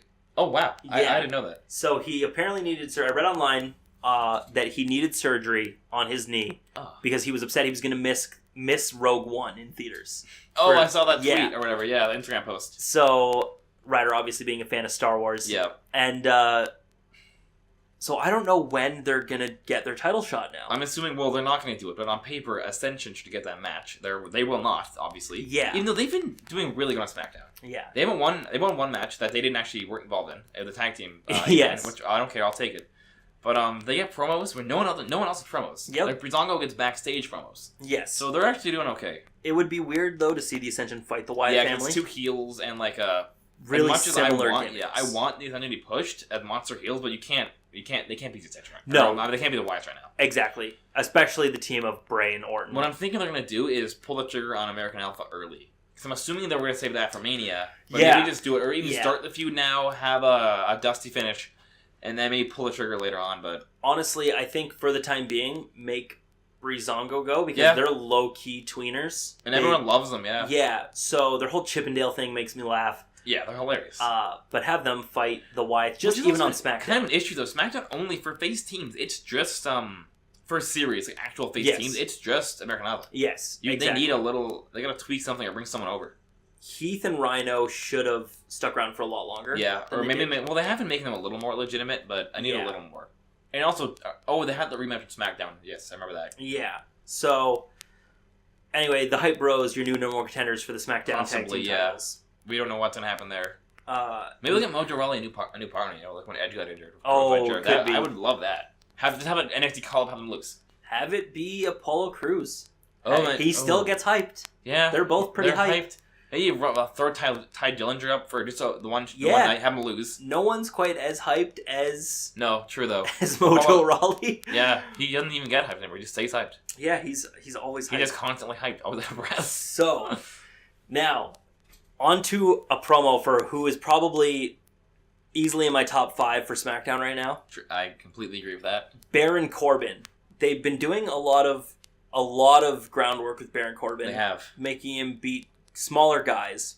Yep. And he's been getting a couple video packages here and there, basically about how he does not care. Yeah, he's here to make money and beat people up. Exactly. And he actually won an award. Yeah, most metal athlete. Yeah, super cool. That is cool. Chris Jericho won that a couple of years ago. He won that award. So I love what they're doing with Baron Corbin. I love his attitude. Yeah, he just had that fantastic chairs match, of course. They made a chairs match work. That was the best chairs match. By far, bar none. He's been getting in better shape lately. Yes. He used to have... They used to make him wear the shirt. Yeah, he used to have a gut. Now he doesn't have the gut. Yeah. So I'm really excited for that. Plus, his entrance now, his new entrance, I love. Yes. Before he used to have the red lights when he rose his hands. Because it was just an NXT entrance before. Exactly. And now when he raises his hands during his entrance, the backdrop's the Apocalypse City. Yeah. Wicked. To the end of days. So I like that. I love when they tie stuff together. Yeah, exactly. Which they should always do, but it's actually quite a rare thing. Then we had Alexa Bliss versus a local talent. Alexa forget her name. Bliss. Yeah. So, okay. I love Alexa Bliss. Love it. So, have you seen her new merch that just got released? Yes. Oh, what did it say? Something Little Bliss? Little Miss Bliss. Little Miss Bliss. But it's the thing that Christina's my girlfriend, for anyone listening, she doesn't like this part of the merchandise, is that it's clearly the Suicide Squad Harley Quinn logo. It is. But it's Bliss's face. They tweet the colors and yeah. Yeah. And they have been really comparing those two, which whatever. Like, no one complained with Sting. Exactly. No one complained of Sting later on. As the Joker and the Crow and... But so, it's just wrestling. Wrestling imitates me. It happens. Exactly. So I love Alexa Bliss. I think she's my favorite female competitor in the company. Yeah. She's by far the best on SmackDown. Like, I like Becky Lynch. I love Nikki Bella, but Bliss is the best. I think... And you can just see the potential there, too. Exactly. In my personal opinion, going to be the next Trish Stratus. Yes, yeah. Started out not so great, going to be amazing. Yes, she will get there. Guaranteed. Her attitude, her facial expressions, her everything. I remember She's great at what seems to be improv. When she basically cuts people off and says, like, no, I'm talking. Yeah, she's very good. It's not your time. She came in and she was fighting local talent. Yeah. Local competitor who she calls Jane Ellsworth. I missed that. That's hilarious. It wasn't her name, but she says, who do you think you are? Jane Ellsworth? And I was laughing a lot. And then immediately lays her out with a brutal Nikki Bella-like elbow to the face. The forearm smash. So, and basically celebrates the fact that she has no competition for tonight. Becky Lynch comes out, and Becky Lynch says, hey, you're here, I'm here, we're both in wrestling attire, let's do this match. Shane McMahon comes out, makes it official. And during the match, Alexa Bliss tweaks her knee. And is kind of hobbling on it for a bit. And then after that, it had some good back and forth. I love Alexa Bliss. I don't want her to drop the belt anytime soon. I want her to have not a long title reign, but a couple months. Yeah, make her first one mean something. Because like with Sasha, it was terrible. Exactly. So like you have a chance to do it right here. So do it right, please. Yeah. And I like to see them doing kind of the heel's way out because so she gets counted out in this match. She walks out, I think. Yeah, she limps out on her knee. Yeah. Can't wrestle anymore. Then comes back, starts attacking Becky Lynch, and her knee's perfectly fine. Yeah. And then as she's great heel work. As she's leaving again, she looks at the crowd, looks down at her knee, and kind of has like an oh my god moment, which almost looked like she didn't realize she wasn't limping. Yeah. And then starts over the top limping again. So it was clearly hammed up. Yeah, it was done well.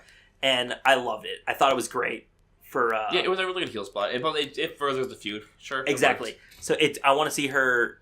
She's already done the count out. Then you gotta do the DQ. I want to see the DQ. Yeah. And then I want their blow-off match to be in a steel cage. Oh, just that is how they're going for it. Yeah. Because you can't have DQs, you can't have countouts. Yeah. So, plus Raw keeps seemingly taking all of the first time ever Hell in a Cell. So this will be the first time. Oh. So I want. I don't think NXT did a steel cage. No, they didn't do a steel cage in NXT for the women's. And that's all. And they could do a ladder match too, I believe. Yeah, I don't think it's been done yet. Like SmackDown had the tables match with the two. But that wasn't the first ever women's tables match. No, they had the awful one years ago with the pink table. Do you remember that? No. With the botched finish with Lay Cool? Yeah. So they weren't even that bad. That's just terrible. Yeah. So I'm hoping Alexa Bliss. Yeah, it was a pretty good build for whenever they have their next match. Exactly. And then we had our Fatal 4-Way main event. The main event. So. Oh, yes, because it wasn't just Fatal 4-Way. It was elimination, which is one of my favorite matches ever. I love it. It calls back to Day of Reckoning too. Yes. Yes. the best game, the best match type. So we, if you notice, Dean's booked really strong in this match. Yes, I think it's because he smacked on the main face, so they have to keep it strong. Yeah. So Dean, not too long into the match, eliminates the Miz. Which, Miz. For me, was weird to see him be the first guy out. Because he's IC champion, but we also knew he's IC champion. He's not winning. Yeah, well, this is the thing because he made such a big deal earlier with Styles. I thought it was going to be true. I thought it was going to come down to Styles, Miz, and or not Styles. Sorry, Miz, Harper, and Dean because I thought it was going to be two heels against one face. Yeah. So Dean pins Miz, and then. A little bit after that, Harper hits a wicked powerbomb. Yes. Did you see that powerbomb? I did, yeah. Cause I thought they were going to that's a new finish. It was so... His sit-outs are always fantastic. Yeah, he does an amazing sit-out powerbomb onto Dolph Ziggler. Yeah. Which, in my opinion, should have put him out. Yeah, he could, because there's not many powerbomb finishes right now, but yeah. Exactly. So, it was good to see that, but then, obviously, Dolph kicks out. Yeah. Dolph hits a super kick. This is another thing they did. They booked Harper strong in the fact that it takes basically two of their finishers to get Yes, that's when he did jumping DDT, which was, it was fine. Yeah. It was something. He got the super kick, turned around into the Dirty Deeds. Which was the 1, 2, 3 there. Exactly. Okay. No one ever kicks out of the Dirty Deeds or super kick to begin with. Yeah, so good for Harper. Makes him look stronger. And then, so Dean got 2 pins in that match out of the 3. Oh, I didn't even think, he did. He was doing really good. And he got booed. Dean doesn't normally get booed. Same thing. Crowd's in sick of him. We've seen him too much in the main event. Yeah, which is unfortunate. And because he's a good wrestler. He's a good face too. He's good when he's not being wacky Dean. We need Pillman Dean, yeah. Yeah, Brian Pillman-esque Dean. I like him when he's more of the loose cannon. Yeah. Just like the lead up to when he won the world title. Exactly. He was perfect. Or when he almost Stone Cold-esque where he walked in, hit Dean or James Ellsworth with dirty deeds and just walked right back. Yeah, where he's a little unhinged, but he has a motive. Exactly. Thought it was good. Yeah. So then it came down to Dolph and Dean. And eventually the Miz came back out. Yeah, he ran back out to interfere. But the weird thing was he was attacking both of them. Yeah. Not necessarily trying to distract one or the other. I think it's just to set up an IC title match for someone. But yeah. And we had the Miz basically... He came down to... He grabbed Ambrose on the outside of the ring for seemingly no reason. Ambrose kicks him a couple times, stomps on him. Gets him, throws him into the barricade. Yeah, exactly. Which looked brutal. It looked really brutal. Yeah. And then got back in the ring, gets super kicked. Super kick 1, 2, 3. So they're clearly setting up Ambrose Miz, which is fine, but he's hitting over one title to another. This is my problem with SmackDown. SmackDown has, in my opinion, a big enough roster that you can do multiple storylines. Yeah. But they're not using, which we've commented on, guys like Baron Corbin, guys like Apollo Crews. Yeah, he's right there. These are guys that you could, even Kalisto, you could shift them into these storylines, but instead, we took Dean. Focusing on three guys. We took Dean, we took Dolph, and we just switched the belts. Them. Yeah, That's it. That's all that happened. Yeah. What I'm more almost astounded by is Dolph Ziggler is the number one contender. Against AJ Styles. Which one is going to be a match. That's going to be a good match. But we also match. know, first off, he's not winning. And second off, it's probably not even going to be at the Rumble. No, it's for this last SmackDown of the year. Yeah, so it's in, because we're assuming, we're praying we're going to take her or Sean. But, yes. Although, did you see what Sean said the other day? Oh. Someone did an interview with Shawn Michaels, and he said... I know they mentioned it to him, yeah. Yeah, they mentioned, Royal Rumble's in your hometown, are you going to be facing AJ Styles like he wants? And he says, or competing in the Royal Rumble. And he says, as far as I know, there are no plans for me because no one in WWE has contacted me since... I doubt that one, but... since he had been at the Performance Center. Oh, okay. Yeah. Well, I'll see. So, I'm hoping we get the match. AJ versus Michaels is a dream match. AJ versus Taker is a dream match. I would like the whole Taker then Cena, but we'll see what happens. Yeah. So, Dolph's your new number one contender for the world even title. Though we still have... I'm assuming... Oh, God. They're probably going to combine the match with Ellsworth. I hope they don't. That would take away such... But there's going to be a point where they hit a double super kick. Yeah. On Oh, yeah, on Styles. Styles. Yeah, even though you can't compare the two kicks. I get it, he's a veteran. James Ellsworth cannot super kick. Exactly. His super kicks look so strange. But I really want to see the Dolph Styles match. Yeah, that match would be fantastic. Okay. So we cut from... That was SmackDown. We ended Dolph standing tall. And we went right into 205 Live, which started up with Jack Gallagher and Drew Gulak, which is okay. It was just what we talked about earlier, though. Jack Gallagher is amazing. He's one of the few characters in 205 Live, but you've seen one match, you've seen all of his matches. Yeah, I like Jack Gallagher. Okay, I don't like Drew Gulak. He's great in the ring. I love Drew Gulak. Really? That Dragon Sleeper. Really? Mamma mia. So I don't like Gulak that much. I think it's honestly his look, which is weird. His look is kind of like a British Kurt Angle's Team Angle Glamazon. He dressed up like other people. We know it. Shelton Benjamin, other half. Charlie Haas. He looks like that kind of a wrestler. Yeah. He's definitely okay. So going into this match, I thought these two were two of the best technicians in the Cruiserweight Classic. Yeah. So I was really excited for this match because I thought it was going to be huge. Great technical wrestling. But it wasn't. It was a lot of couple spots here and there, couple of escapes from moves. Yeah. But it wasn't, and I was really bummed out about it. And Gallagher, I love, but all of his matches are the same. It's the same couple moves. He does the corner headstand. He rolled him up to the pretzel. Yeah. It's just the same stuff. It's every single one. So he really needs to figure out something different because the people love it now. But same thing. People love James Ellsworth at first, and it gets boring. Dean Ambrose gets boring. Exactly, it gets stale. And you cannot wear out one of your very few unique things on 205 Live. Exactly. Because it's floundering, and he's one of the actual highlights. Yeah. But yeah. He eventually gets the win with that, I believe it was his corner drop kick he does, which looks savage. I like it, but it also, we've seen that as a signature by Bryan and now The Miz. So, it's a good move. But no, you're right. No, he did that very well. And they can tweak that whenever they want to. Exactly. So we jump cut over to TJ Perkins and Rich Swann in a backstage promo, basically where TJ Perkins tells Swann that his luck's going to run out at the pay-per-view. He's like a face from like they're respecting, but like, hey, but I'm going to get you. Like, they're both faces. Yeah, whatever. Exactly. And huge news for... what's going to hopefully spice up 205 Live. Exactly. I'm going to watch it a lot more now. The return of Tajiri, which I cannot wait. Tajiri's He's so good. He's such a veteran. They can learn so much from Tajiri. Still in great shape. In the Cruiserweight Classic... He fine. You can see in his face he's getting there, but he's still fantastic. Great. And he did TNA a couple years ago with the Great Muta. Yep. And great matches. Well, with his style, like, AJ doesn't think that maybe for his handspring, but it's not going to be that much of a factor. Yeah, He should be okay still. I love the tarantula. It's one of my favorite moves in wrestling. I love his buzzsaw kick. It's so good. It's kind of like, now everyone kind of does it, but he originated that kind of... Well, they didn't originate, but like, he really made, like, it's such a cool finisher for him. Exactly. So, really excited to see him. Says he's returning soon. No date, but it's happening, so I'm happy. Then we had a backstage segment with Gallagher and Daivari, which we mentioned earlier on Raw, had beef, and Daivari basically says, like, hey, like, you got one up on me, but this isn't over. I'm through with this. I'm going to get revenge because you embarrassed me on Monday Night Raw, and you're not going to know when it's coming. That's pretty much all that happened. Yeah, and it's not continued. Just to let you know, the feud's still going.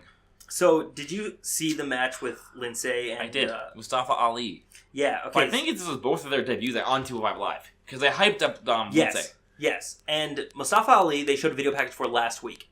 Was he in the Classic? He was. He's the guy who wears the weird chest piece. Yes, Seth Rollins-ish. Seth Rollins / D'Lo Brown-ish chest piece, basically. And I don't like his attire.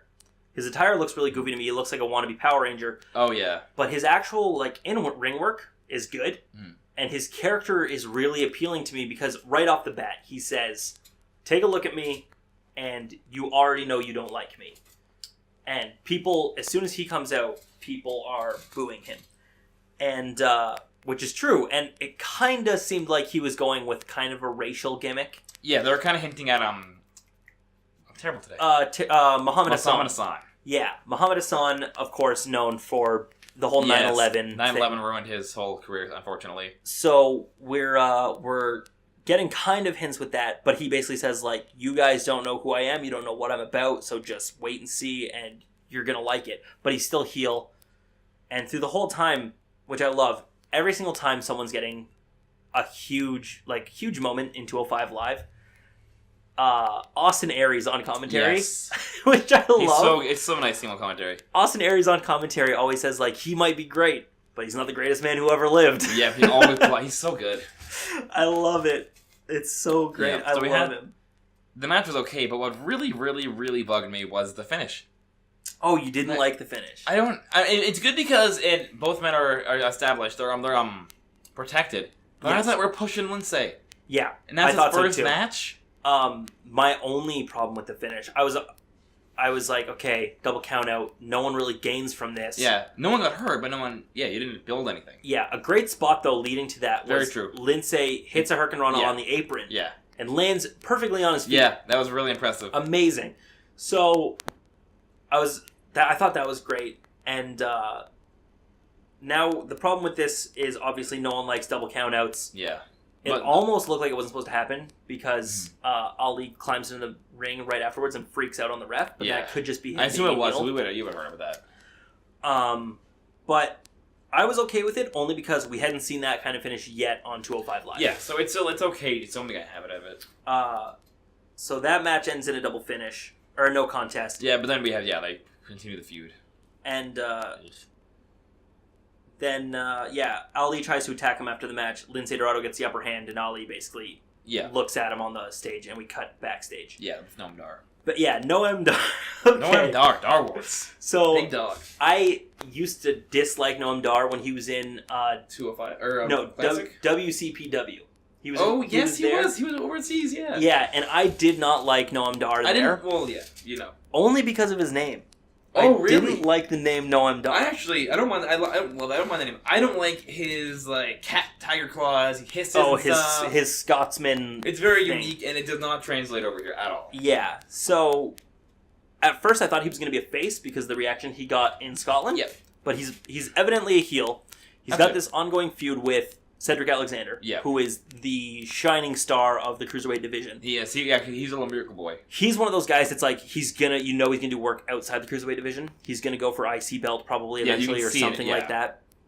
Noam Dar, though, has been an effective heel and basically hinting at the fact that he's gonna steal Alicia Fox from Cedric Alexander. And last week on the Cruiserweight division, did you see how he said Alicia Fox's name? So he said he beats him. He beats Cedric Alexander in a match and says, "I'd like to dedicate this win to Cedric's girlfriend." But when he has the mic, he says, "Alicia Fox." And he extends it out for so long, and it was super funny. And this week, he does not do that. He basically... Alicia Fox comes up, says, "Just so you know, I'm with Cedric." And he says, "Yeah, I know, Alicia. I'll see you around." But then Alicia Fox, smiles at him. Yeah, and gives him the, And I was like, you just... First of all, we didn't even see when she started dating Cedric Alexander. I know. That just happened. Yeah, they never established that. So, now we're just going to see her jump to Noam Dar, which makes no sense either. Mm-hmm.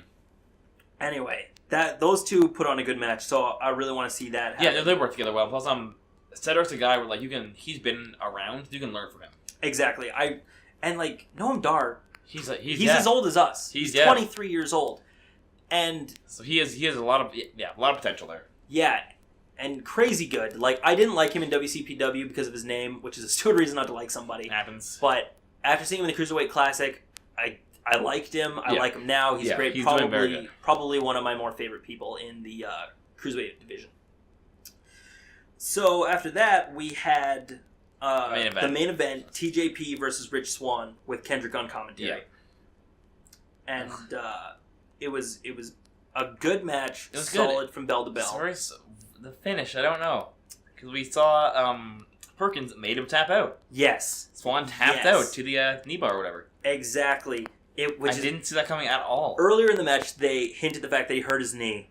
Rich Swann hurts his knee. Yeah, and he was hobbling and stuff. They were like, oh. So TJP gets the knee bar and wins. Yeah.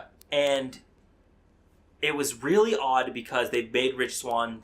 They keep doing this thing with the Cruiserweight champion where the champion gets beat by a number one contender. Yeah, they've had it a lot. Which is cool from time to time, but you want to see your champion be dominant.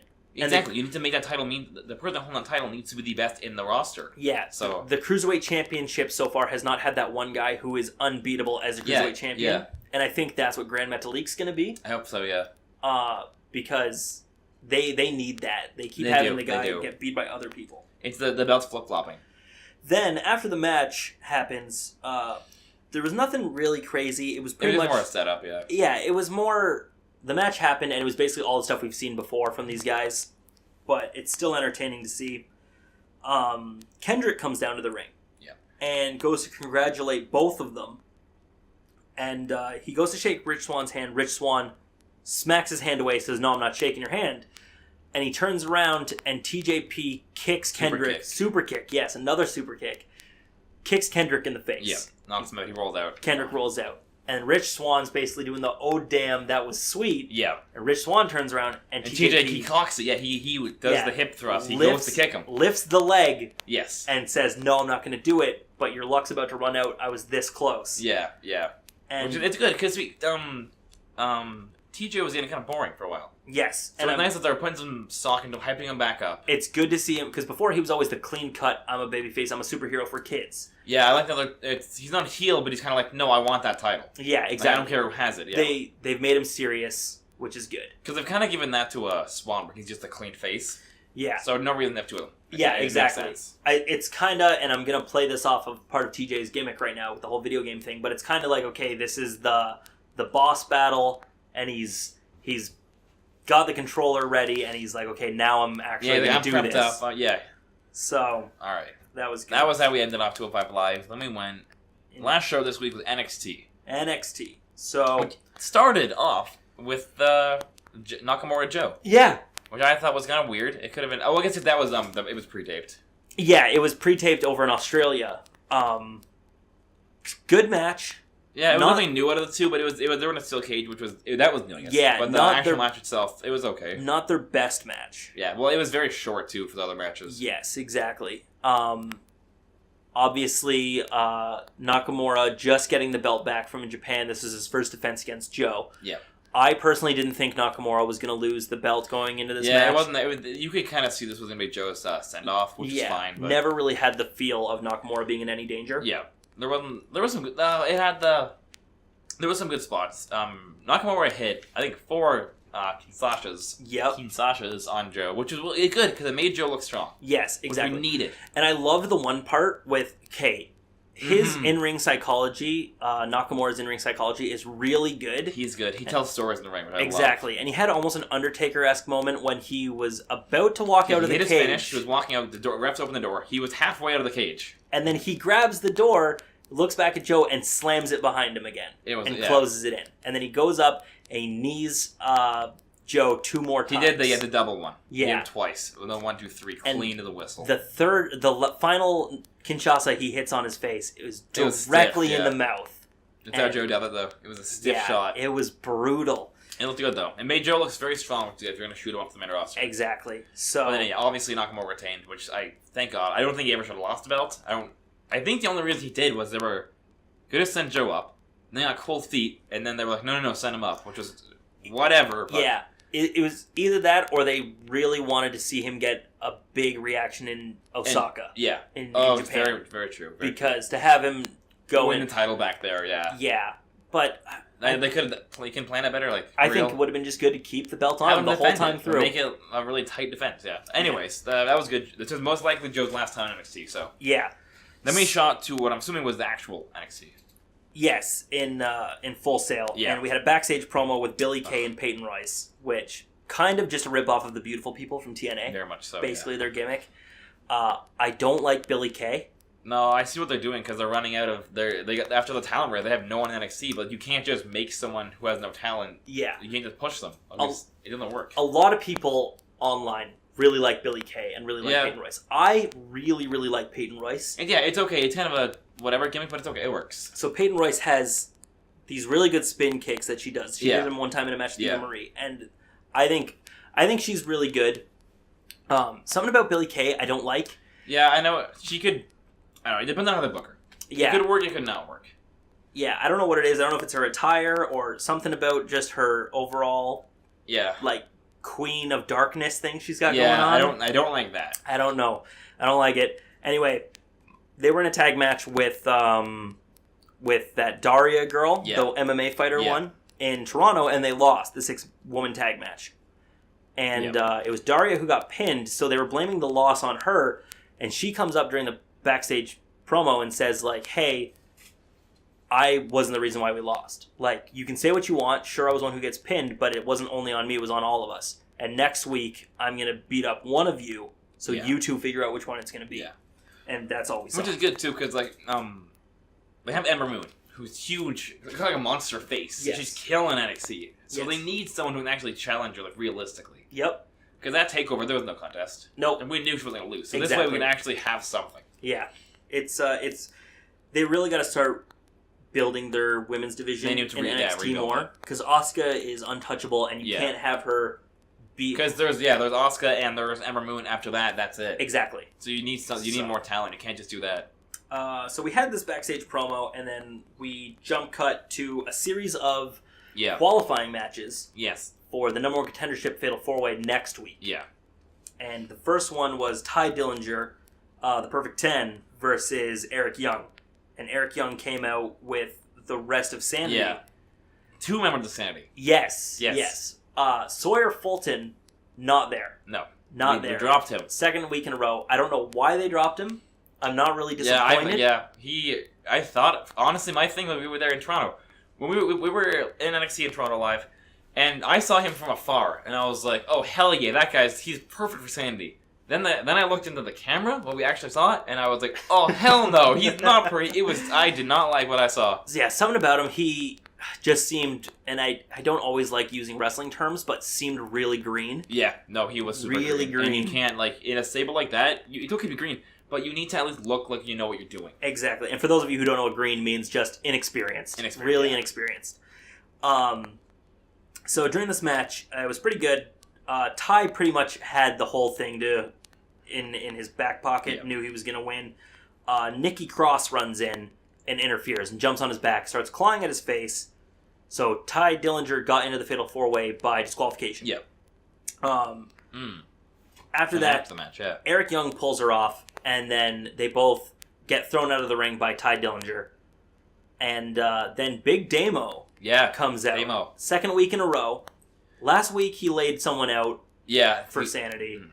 This week he comes back and lays out Ty Dillinger. Yeah. Right, which is huge. Because Ty Dillinger's in the main title picture. Yeah, he's he's arguably the top face next to Nakamura now. Yeah, for sure. And he hits him with Wade Barrett's Wasteland, and then they had a Bray Wyatt senton or Kevin Owens. Yeah, or a running-esque senton. And then walks out through sanity. Yeah. And the whole time, commentary's making it sound like he's auditioning for sanity. Yeah, he's trying to get into sanity. Whether or not that is the case, I don't know. I want him in sanity. Yeah, he's a great fit. He's athletic for someone his size. Yes. He was good over in WCPW, what I saw of him. I haven't seen much of him other than that. I've seen pretty much just NXT, but what I saw I'm very happy with. Yeah, and he'd be a good replacement for Sawyer Fulton. He seems more professional. He knows what he's doing in the ring, which you need that. Like, he's just NXT, it's not a little league, so you have to know what you're doing. Yeah. So that was a good promo. After that, we had No Way Jose versus Andrade Cien Almas. Nice. Who, I don't know about you, I don't care much for Almas. Ooh, I think he has such heel potential. So, he's been a heel for a couple weeks now. Yeah, which is a lot better. He's a terrible face. Yeah, and I thought he's been much better as a heel. Oh, same. I think he could be NXT top heel felt right. Yeah, so I don't know if he knows how to speak English perfectly yet. Yeah, I know he's learning, That was a thing when he first came here. Yeah. But he definitely better as a heel. Oh, yeah. And people online, I've read, WWE wanted him to be basically the next Eddie Guerrero. Yeah, they're always, any luchador, any Mexican, they want Eddie Guerrero. Like, the Trent Del Rio did not work. Exactly. So with him, I could see him doing it, but I can see him being that bad. The Eddie no one really liked when he was feuding with Ray for this custody. Oh, this weird super heel Eddie, yeah. Super heel Eddie, where he was like, your kid's mine. Yeah. He could 100% pull that off. Exactly. I could see him, especially in this match. He was really good. Like, there was a time where he did his whole Spider-Man on the ropes thing. Yeah. Against No Way Jose. Michaels, And No Way Jose tries to do it during the match. He's like, oh, that looks cool, let me do it. And as soon as he puts one leg up to get onto the rope, Andrade stops. He says, no, stop, that's my move. You can't do it. Yeah, very heel. And good move. And it was good. I liked it. No Way Jose, I like. I like him, but I think this is where he lives now. Yeah. He's not leaving. That's fine, though. For me, he's like a Mojo Rawley. He's not ever... He's entertaining to see. Never going to be... I don't know if I'll even get the NXT title. Maybe. No, I don't think so, ever. Really? I can see the transition, but it would be a blatant transition. I can't maybe if NXT had a TV title, you know? Yeah, exactly. He'd own that belt, but yeah. He'd never... I hope... they're going to put him on the main roster and it's going to ruin him. Yes. He's going to start teaming up with, like, Santino Marella, and it's going to be horrible. Yeah. So, anyways, Almas gets the win in this match, and he's the second person put into the Fatal 4-Way, which I didn't see. He was the one match where I was like, I could see it being either way, one of these guys. I'm glad it's him. I'm glad that they're maybe going to give him that main event push. Yeah. Because they need to establish more characters in NXT. Exactly. No Way Jose got beat off of the underhook DDT. Yes. Not Dean Ambrose's. It was more like a chicken wing. Yeah, kind of like a half demon horn. Yeah, chicken wing. Exactly. Chicken wing. Chicken horn DDT. So he hits him with that good finish to that match. Yeah. Not very long. Then our third one was the Drifter. The Drifter drifted on in. He's returned. Elias Sampson. And he's fighting Roderick Strong. Yeah. Obviously, Roderick Strong was supposed to come in here guns a-blazing into NXT from Ring of Honor. Yeah, but it kind of just... He's been...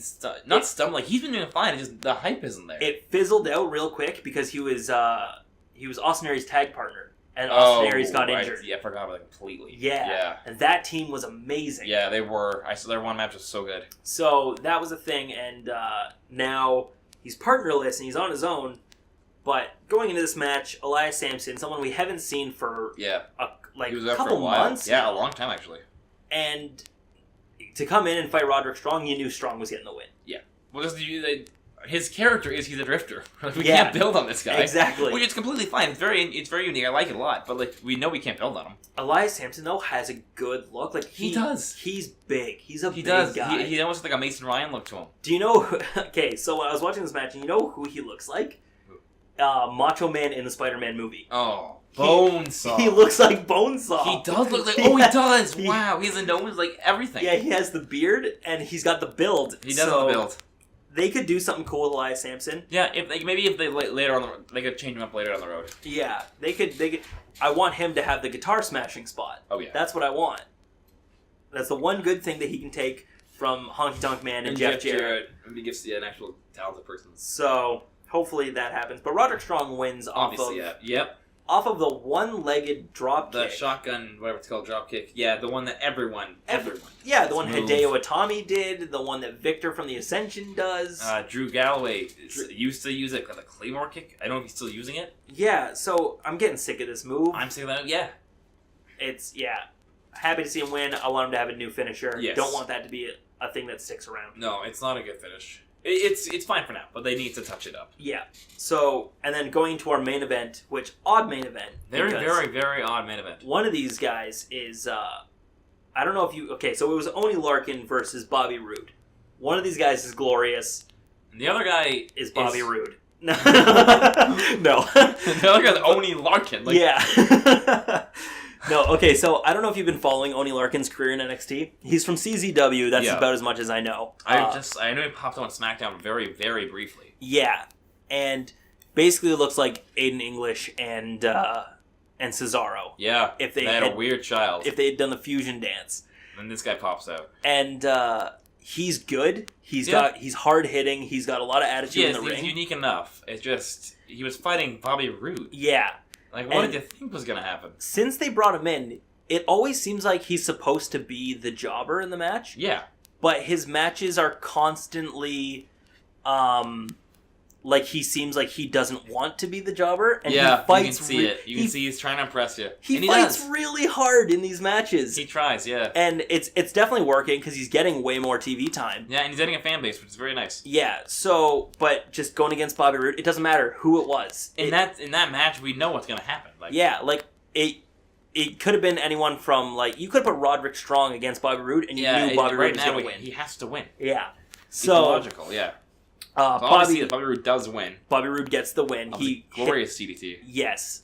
It was a great DDT that he hits him with. Gets the win. So the fatal 4-way for next week's main event is set. Roode, Strong, Ty Dillinger, and Andrade Cien Almas. Nice. So that match is set, and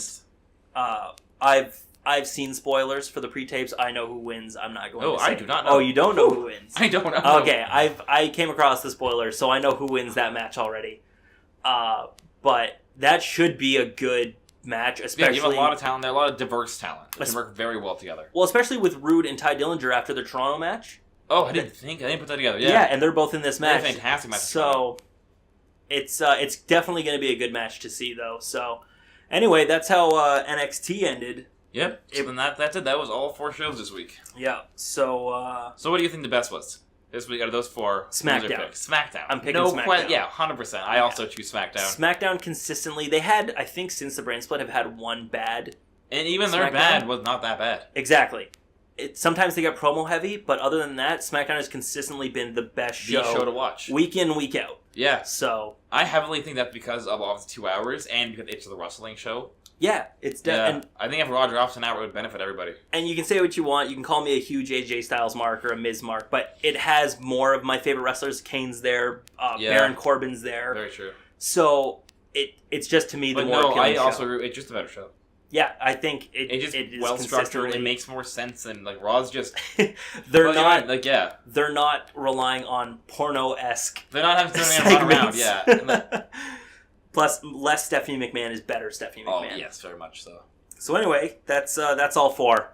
So that will wrap up the debut edition of Spotfest, the Pro Spotfest Wrestling Podcast. Exactly. So we have been your hosts this week, and for many weeks to come, hopefully. Yes, many weeks. And we will see you next time. Thanks for tuning in, guys. This again has been Nick Baller. I'm Justin Yagami. And we will see you next time.